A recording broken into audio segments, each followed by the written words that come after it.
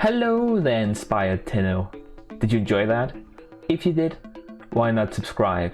Anyways, on with the build. So, let's go ahead and just take a look at it, shall we? This is a bleed build using the slash proc. So the main mod which drives this entire build is hunt ammunition. Now this is not a novel idea, but I know that a lot of new players who have just got their hands on this bow does not know about this combo, and this bow was made for it. So basically, whenever you crit, you have a 30% chance to apply slash, which means that if you crit multiple times, then you have multiple instances of 30% chance to apply slash, which is the bleed effect. Now we're using critical delay for our critical chance, because we don't care that much about the fire rate, and we're using galvanized scope as well, so make sure that you are aiming when you shoot. Alternatively, you can use argon scope. We're using galvanized chamber for our multi-shot, because multiple projectiles means that we have more chances to crit, which means that there's a higher chance to apply the bleed effect. Alternatively, you can use split chamber. Bane of whatever faction you are fighting is absolutely vital, because the bleed effect can double dip on this effect. I'm not going to try and explain why, because I don't know it that well and it's not really within the scope of this video anyways. Then for our damage mods, we have critical damage, because we will be applying red crit, so we want to stagger up on this as many times as possible. We're using serration as base damage. This is not as important as you might think, especially because we're using a arcane which gives us base damage, and these two compete for that damage slot. Now up here, prime cryo rounds, it's an elemental damage, which means that it stacks based on your base damage. Since we only have one of them, this is actually a 165% more damage mod.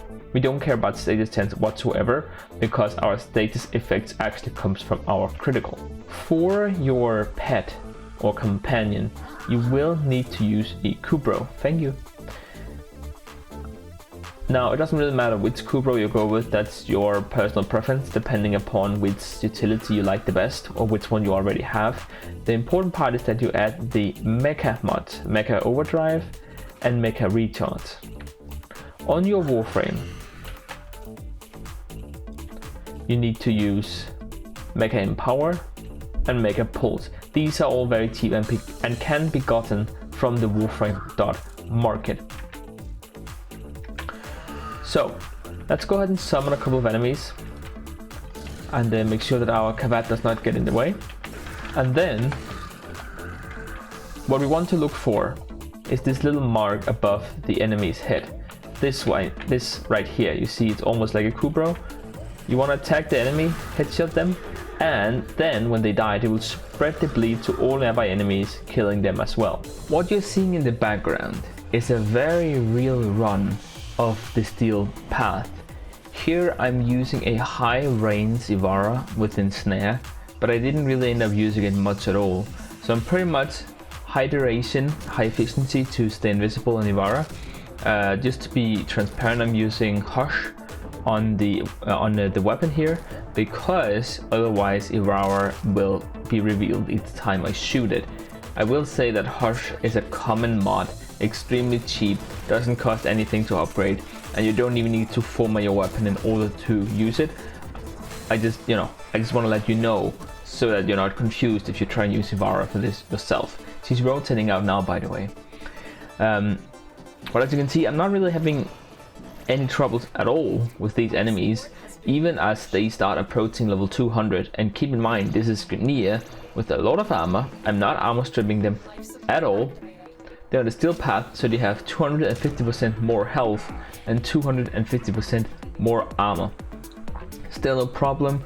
The acolytes are stopped by the ensnare. They can't even get to me.